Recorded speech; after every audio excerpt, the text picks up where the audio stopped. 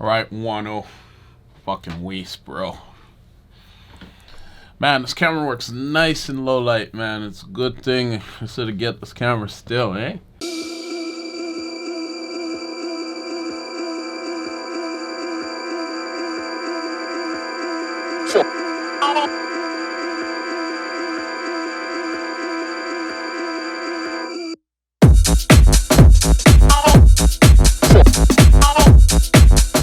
What's up, fam? It's your boy Demuir here, purveyor of all sounds underground. Thank you for joining me on my YouTube channel today, where I'll be discussing the topic of how to develop the perfect template for underground electronic dance music in your productions.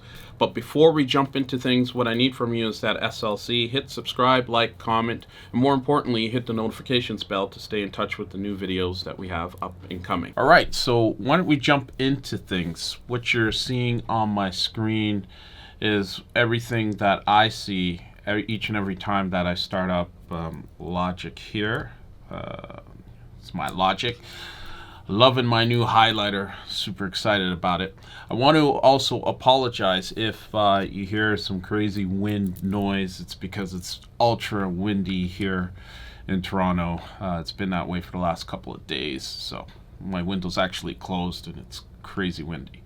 But anyway, I'm here to share the details of my template. So I usually go into my house hip-hop 12-bit template, and I call it that because of certain plugins I have on it. But you'll note that I have a template for tech-related stuff over here. And it's just because I've changed the desk of my console one for these templates, but it's largely the same. So why don't we dive into my house / hip-hop template here.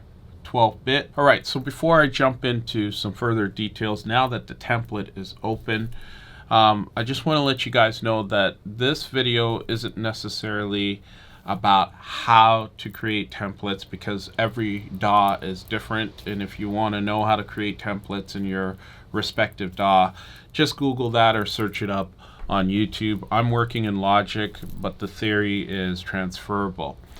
And that leads me to my second point, which is this video is more about what should be in your template.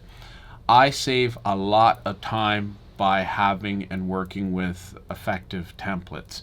I save at least about an hour and a half of time, simply because by mere virtue of, if you look across here, you see all these pads, pads, 1 through to 16. These are each of the machine pads because I use Native Instruments Machine as a plugin, and I like a lot of control as I'm using that plugin to make sure that each instrument has its own specific channel. So so that alone, by having it already set up as a template here in Logic, saves me oodles and oodles of time. And the other reason why I like it is because I can always load up the specific drum instruments that I like to go for, and it's to the point where I know, hey, pad 2 and 6 are where I got my snares and everything. So that's the number one reason why to set up templates, is because it saves you a lot of time.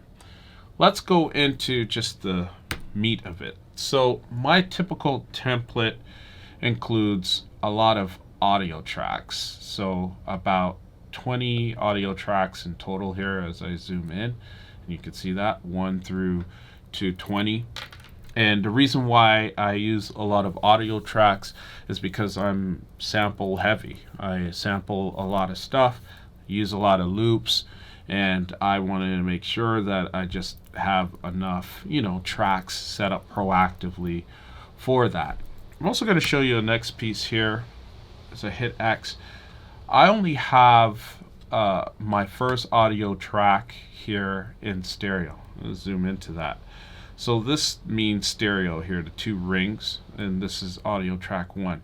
But you'll notice for the rest of them, they only have a single ring, and that basically means it's mono. And that's because I make music for the club. I'm not trying to make music for Spotify, like wine music. You're sitting at the dining room table. I already know what I want out of my sound. It's predominantly a mono-based sound for the club. So 20 audio tracks, only one that's in stereo.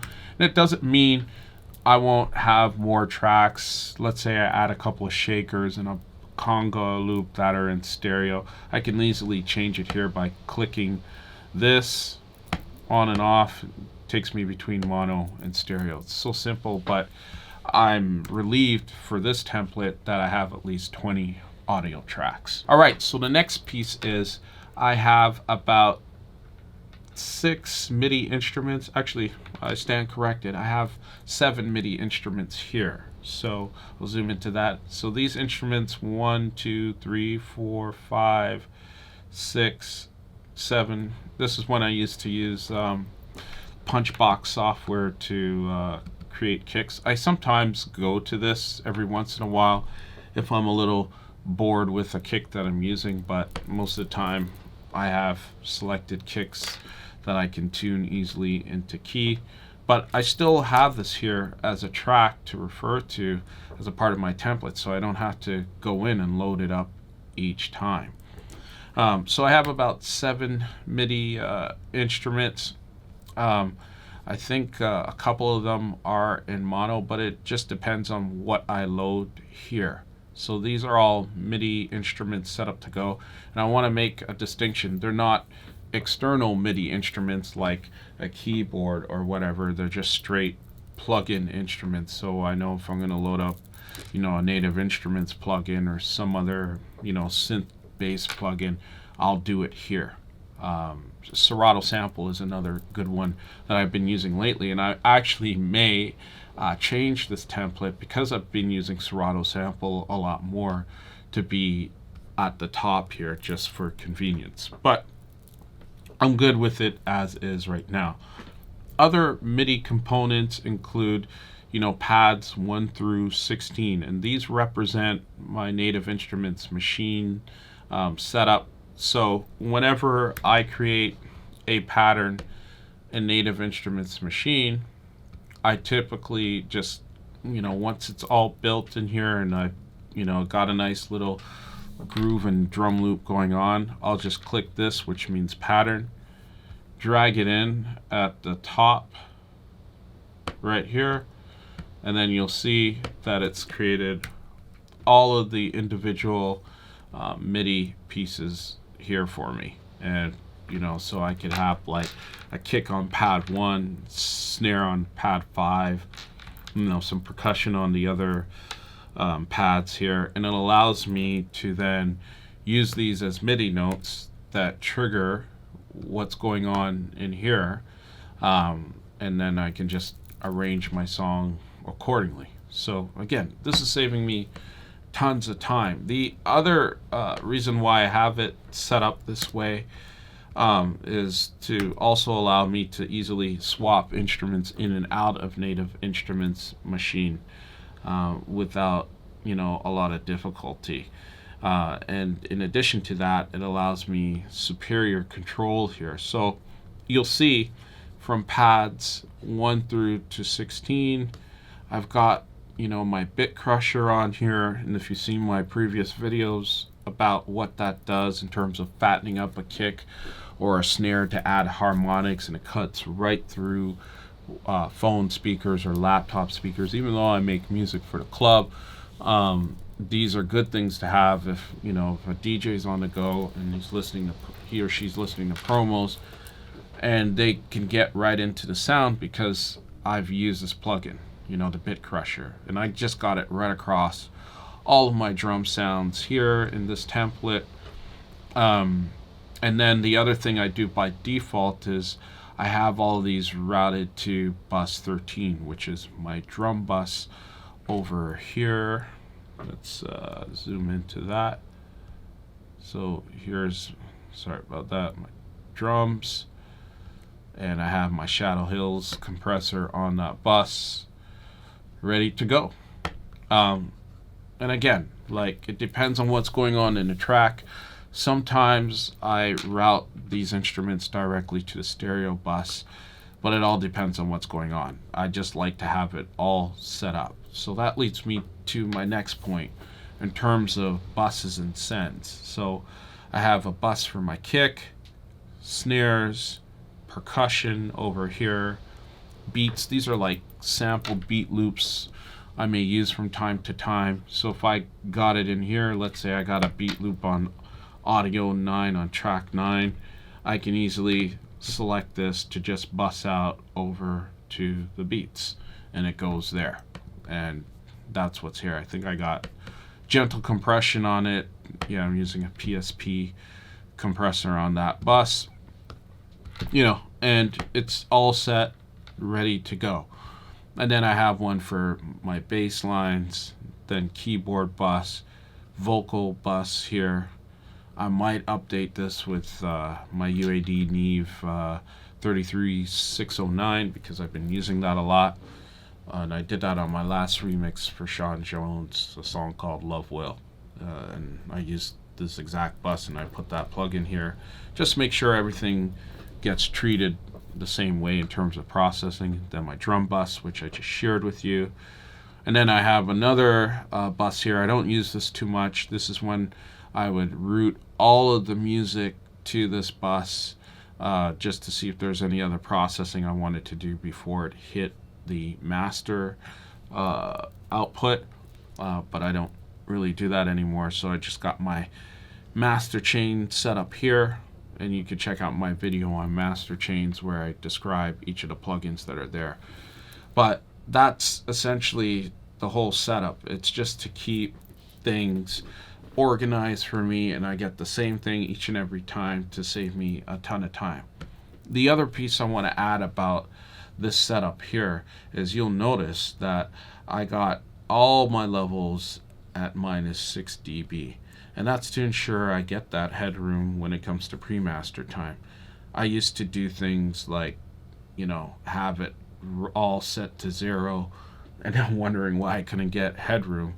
And the biggest reason why is because I didn't ask for that headroom at the start. So I just have it at -6. And if I need to turn the volume up, I just turn it up or adjust it accordingly here. And the output level here in SonarWorks, I got it at -11 dB right now.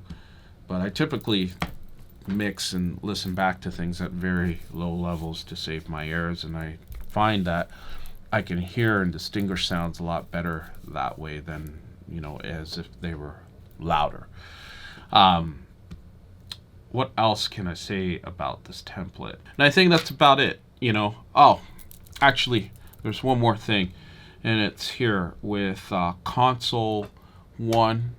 You might not be able to see that. It's probably off screen right now. But I have console 1 as a plugin on every channel, from audio to the MIDI instruments to each of the pads coming out of Native Instruments machine. I have console 1 on every channel, and it's their recommended setup. It works well for me. So we have that there. So here's console 1. You can also adjust it here. It's just ready to go. In this particular template, I'm using the default SL4000E desk. And the tech templates that I was showing you before as I was opening up the application, those use the British Class A desk that I have here. I think I can load this for you, just so you know what it looks like. There it is. So this desk, it's mimicking the Neve desk, and I just loaded it on channel 1 here for demonstrative purposes. But that's what's in the other template. Everything's the same as you see here, with the exception of that desk being loaded on the console 1 in that template. And then I also have just standard delay and reverb sends. So on bus 1, that's delay. Bus 2 is reverb, and you could see those over here, I believe. Yeah, they're right here if we just zoom into that. So delay, reverb. I also have small room and large room reverb sends as well. But I got these all set up on bus 1 and 2, and then 4 and 5 respectively. So, saves me oodles of time. I think you'll get great ideas from setting up your stuff like this.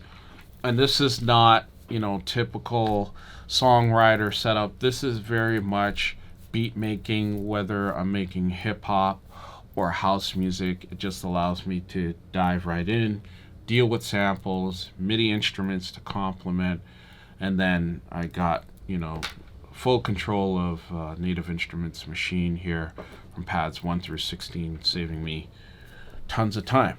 And there you have it. Those are my thoughts on how I create a perfect template within my DAW. Let me know what you think about it. I usually join a conversation within 48 hours of posting these videos, so I'd be very interested in your thoughts. And a conversation doesn't have to end here. Please join us on our Discord service, where there's a lot of like-minded people who are aspiring DJs and producers as well, who offer up great tips and knowledge sharing. Much love and respect to you. Peace.